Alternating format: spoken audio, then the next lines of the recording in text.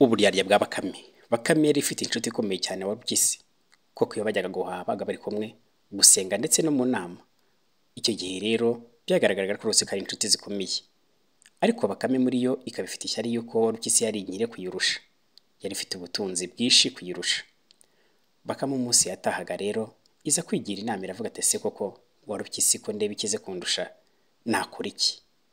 Mu gitondo nka 3:45 iza kuyisanga mu rugo byicara mu kajaridi, maze irayibwira ati Warupyisi rero ndagukunda urabizi, twarareranywe, turaturana, turahahana ndetse turanasengana, ariko nifuza ko wagira iterambere rirenze ku bijyari bisanzwe.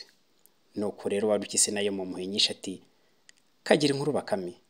Bakame izamura amatwi igira iti nakugira inama yuko twakora business yo gucuruzimo, dore ko ari business nziza kandi ishobora kuba yakunguka. Nubwo rero Warupyisi nayo ati ndakumva Bakame. Maze ntibwatinze bwarakeye bajya kurangura i Kigali.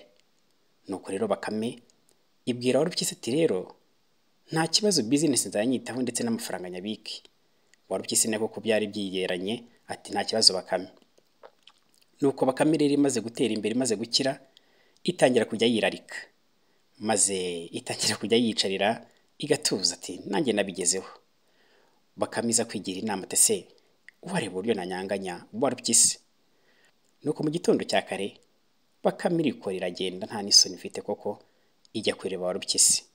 Nuko yicara iruhande Warupyisi, Warupyisi nayo yitega amatwi. Bakame nayo ati waramutse neza Warupyisi inshuti yanjye. Warupyisi nayo ati uraho umeze neza? Ati nta maramuko. Maze Bakame nayo irihandagaza iravuga ati narangeze ku iduka nsanga batwibye baraducucura, ibintu byose byamaze gushiramo. Warupyisi irayireba igira umujinya.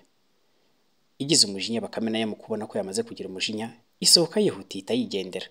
Ikimara kugera mu rugo ihita yigendera ku cyuzi cyayo, iragenda ijya kwirobera amafi. Ikimara kujya kuroba amafi, nuko Warupyisi nayo ihita itambuka iravuga ati reka njye kumureba, maze mbona ni nawe kari akagabo kabeshye, maze nkishyuze. Nuko iragenda imaze kugerayo isanga Bakame imaze kuroba amafi meza, maze irayategura. Imaze kuyategura ibwira Warupyisi ati karibu ku meza.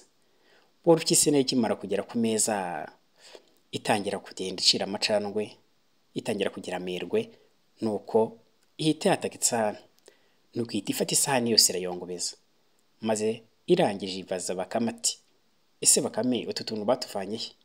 Nuko ibwira Warupyisi ati genda mu rugo wowe ucukure ka kabande k'iwanyu kose, maze uyoboremo amazi. Nyuma y'iminsi 3 uzagenda usange hagiyemo amafi nk'aya ngaya yanjye.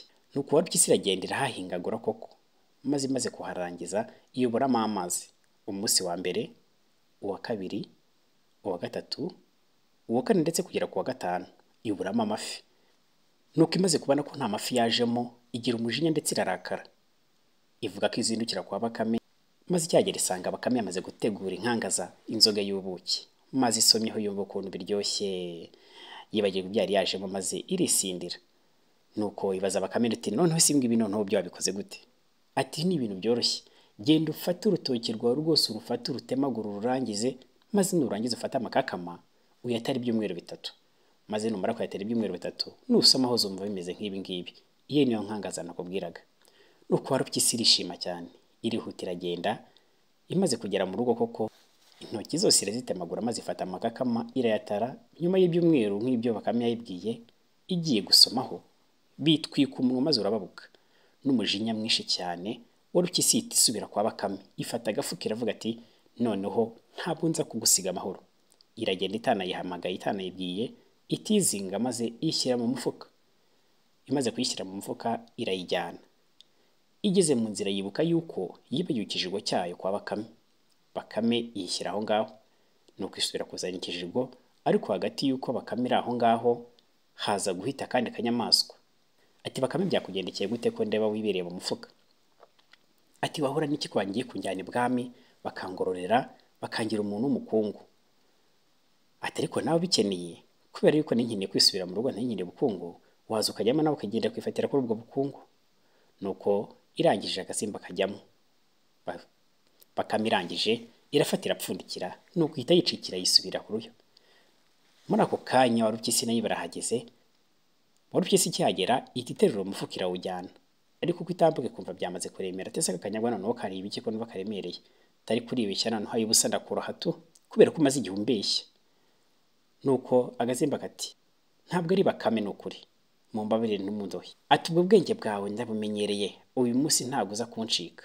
Nuko Warupyisi irazunguza no mu mpanga ijugunyayo, agasimba kamara kugerayo kamaze gupfa. Reka nze mpindukire ngende ntonge kwa kakanyagwa, maze ya mafi nyaryo yose nyamaremo.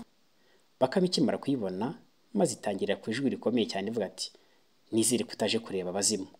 Ati kuko njye nazutse.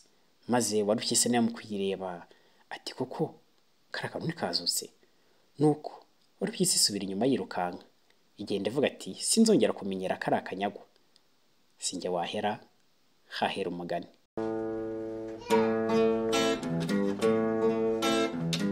Banyarwanda kazi reka mbashimire